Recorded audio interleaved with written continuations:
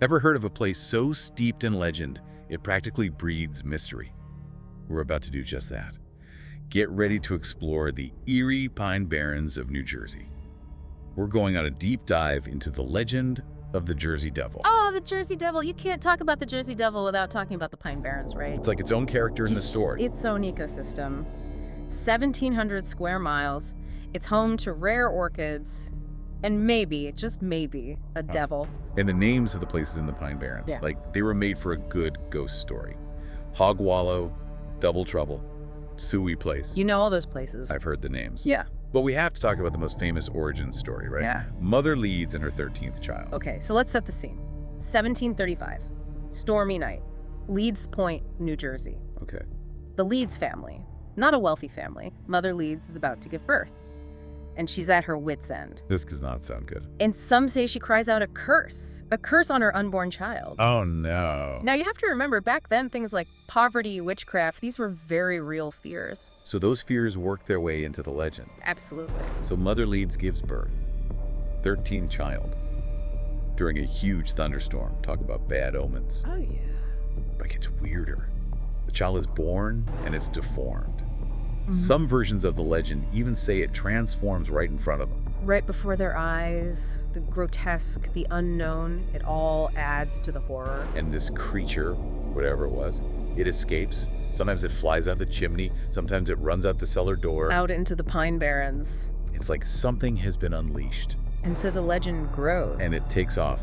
This thing has wings, hooves, the head of a horse. Some say a goat's head. Can you imagine seeing this thing? No wonder it's the stuff of nightmares. But here's something I think is really interesting. There are so many descriptions of the Jersey Devil.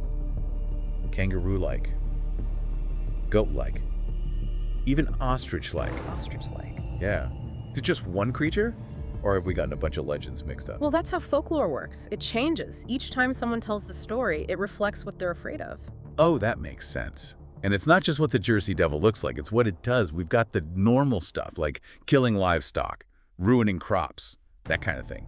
But then we have the really out there stories, like the Jersey Devil hanging out with a mermaid, Oh, tell me more about that. or having breakfast with a judge. Come on. It's wild. And don't forget about Commodore Stephen Decatur, a war hero. He supposedly shot a cannonball right at the Jersey Devil. Oh yeah, I remember that story. And you know what happened? It just flew away, completely unharmed. No way. So we've got this legend. It's been passed around and changed for almost 300 years, and then in 1909, it explodes. January of 1909, the Jersey Devil sightings go viral. Viral. Well, as viral as something could go back then. Newspapers from Pennsylvania to Delaware, they were all over it. Wow. Footprints where there shouldn't be footprints, attacks on trolley cars, police shooting at it. It was a media frenzy. Can you imagine picking up your newspaper and reading about this stuff? People were terrified. I bet. But for every crazy story, there's someone trying to explain it, to make sense of it. Of course. And the Jersey Devil is no different. People want answers, right? They want to know what they're dealing with. Exactly. So some people thought maybe it's a prehistoric creature, A prehistoric creature. something that survived extinction, hiding out in the Pine Barrens. I love it. But my favorite attempt to explain the Jersey Devil has to be from the Philadelphia Museum. Oh, you mean that whole fake Jersey Devil thing? Yeah, they made their own. Well, is it like a kangaroo with wings or something? Pretty much. They used a kangaroo, painted it green, stuck some fake wings on it, and put it on display. Can you imagine if a museum tried that today? The outrage. It would be all over social media.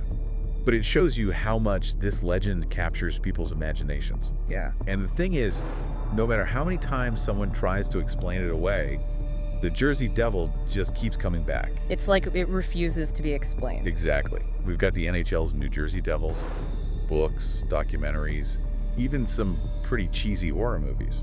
And it goes beyond pop culture, too. What do you mean? People are still seeing this thing. You're kidding, right? I'm not kidding. We're not just talking about rumors either.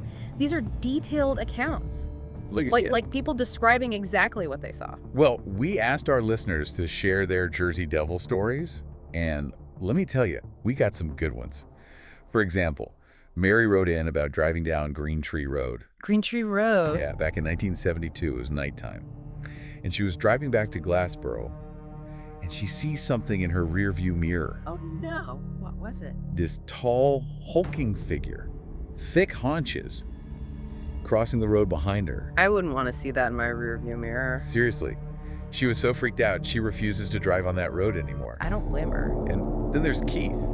He went on a solo camping trip near Hampton Furnace. And he's convinced something was stalking him, Stalking him. following him back to his campsite. He said the screaming still haunts him. See, those screaming stories always give me chills. Me too. So many people describe this blood-curdling shriek like something out of a horror movie. It's like it gets right into your bones. Exactly, echoing through the pines. And it's not just people, animals get spooked too. Oh yeah, like Megan's story. Her dog totally refused to go back into the woods. After hearing those screams, it's Yeah. like they know something's wrong. Something we don't. Exactly. And you know, speaking of those screaming stories, Okay. we got one from a listener, Sunny Z. Wow. And it happened in a place you wouldn't expect. Oh, yeah. Route 9 in Bayville. Route 9. That's pretty busy. Exactly. Not exactly the middle of nowhere. So Sunny's driving down Route 9, 2 cars in front of him. And suddenly, something darts across the road. Oh, no. What was it? He said it was huge, like 10 feet tall, and it looked almost skeletal. Skeletal. He said you could see its ribs, no fur, and this long, creepy head. That's terrifying. And get this, both cars in front of him slammed on their brakes. Whoa. So whatever it was, they saw it too. You're kidding. Nope. And it gets even creepier. Later on, Sonny said he found children's clothes by the side of the road. No way. A shirt, some shorts, even a single sneaker. Oh, that is creepy. It makes you wonder about those screaming stories. Like, Yeah. what if those screams, they're not from the Jersey Devil? What are you saying? What if they're from something else? Something that the Jersey Devil scares. Oh, wow. Okay, so we've got this legend, centuries old, eyewitness accounts going back generations, people still claiming to see it today, And those screams. and all those attempts to explain it. The prehistoric creature, the sandhill crane, even a kangaroo with fake wings. But nothing quite fits, does it? No, it doesn't.